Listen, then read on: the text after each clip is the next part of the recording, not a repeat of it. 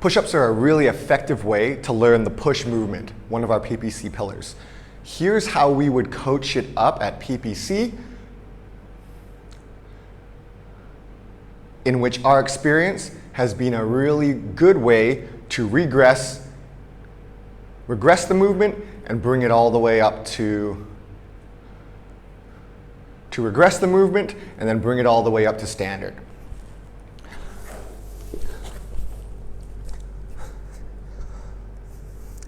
What you'll see a lot is this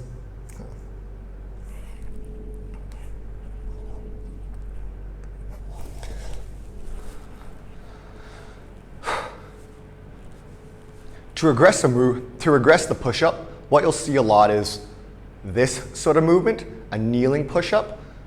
We prefer to do this another way, as it's a better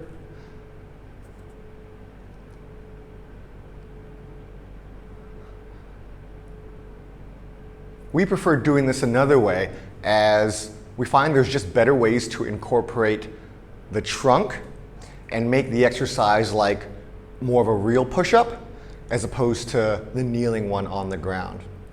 Let me just move this.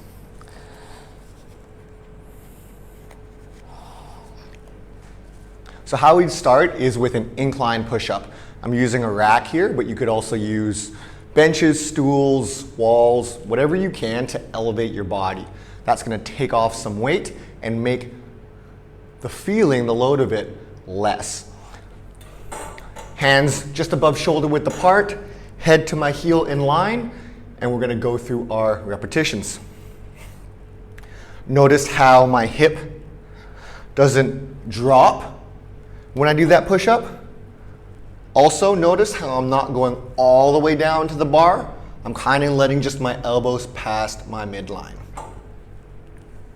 Once you get proficient at that height, we just go lower and do the exact same thing.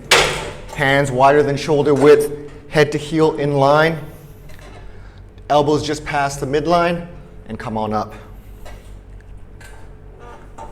Again, we get better at that, we just move it down.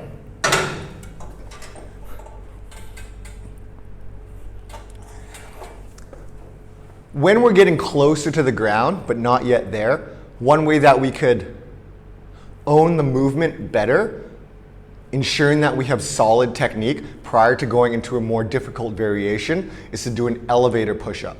That's essentially doing 1.5 reps of the push-up in the bottom position, in your weak position. It looks like this. Come all the way down, halfway up, back down, and up. That's 1 rep. One more time.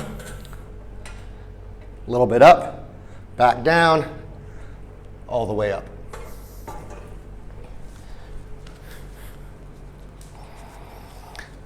When we're ready to get to the ground, what we can do from there are eccentric push-ups. Just focusing on the way down, controlling the movement, and then resetting and coming back up. We're not even pushing back up. The reason why we don't want to push back up is because that's when we can get a break in the chain of the body and the push-up starts looking sloppy. So, head and heels in line, slowly lower, 5-6 seconds. Try to hold the bottom position for a second, and then we drop. Step back up. Notice how I'm not pushing back up. All right, so I'm back to my starting position, control down, and drop.